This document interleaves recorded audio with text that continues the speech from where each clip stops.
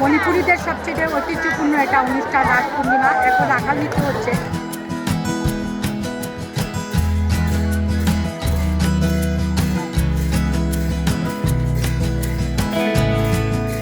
আজকের এই মহোৎসব ভিন্ন মাত্রার একটি স্বাদ পাচ্ছে যারা পুণ্যার্থী দর্শনার্থী শুধু যারা উপস্থিত হচ্ছে। কারণ এখানে একটি বিষয় না বললেন হয়, সেটি হচ্ছে নিরাপত্তা ব্যবস্থা, যেটি বিগত বছরগুলো নিরাপত্তা ব্যবস্থা হচ্ছে অনেক শক্ত এবং একটি সম্পূর্ণ নিরাপত্তা ব্যস্ততার মধ্য দিয়ে অনুষ্ঠিত হতে যাচ্ছে। আমরা সাবলীলভাবে এবং সকলের যে আন্তরিকতা আমরা দেখতে পাচ্ছি, কারণ এটি এটা সম্প্রীতির একটি অনুষ্ঠান।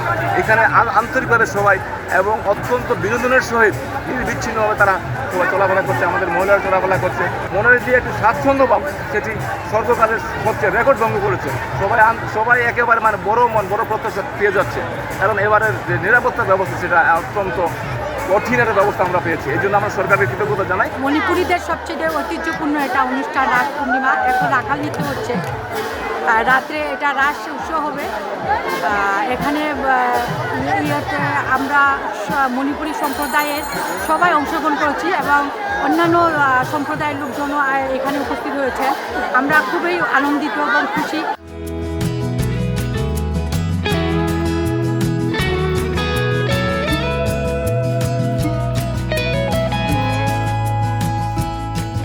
এই মণিপুরী রাসলীলা আমাদের মণিপুরের মহারাজা ভাগ্যচন্দ্র তিনি স্বপ্নদৃষ্ট হয়েছিলেন। ভগবান শ্রীকৃষ্ণ সেই তার অষ্টসখীদের নিয়ে এবং তার সখীগণদের নিয়ে রাসলীলা করেছিলেন শ্রী রাধাকে সাথে নিয়ে।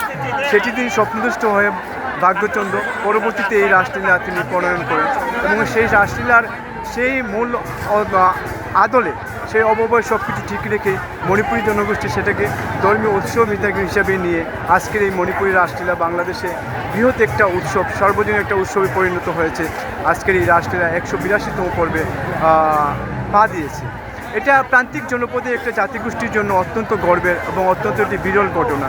এখানে যে উৎসব হয়, এখানে শুধু মণিপুরী জনগোষ্ঠী নয়, মণিপুরী জনগোষ্ঠীর বাইরে অন্যান্য জনগোষ্ঠী বিপুল সংখ্যক মানুষেরা উপস্থিত হয়। তাই এই সার্বজনীনতা রূপ নিয়েছে আমাদের এই মণিপুরী জনগোষ্ঠীর এই রাস উৎসব।